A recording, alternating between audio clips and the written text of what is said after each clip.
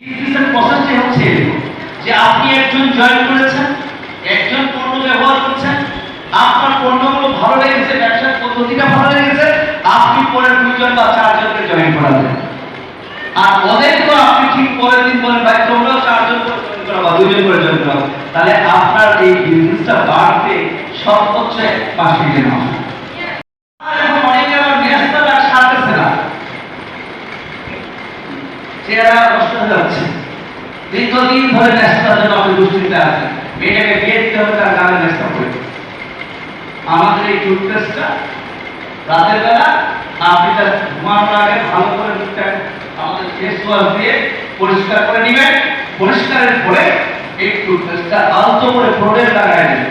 7 দিন দেন, কাউকে বলার দরকার নেই, আপনারটাকে সারান।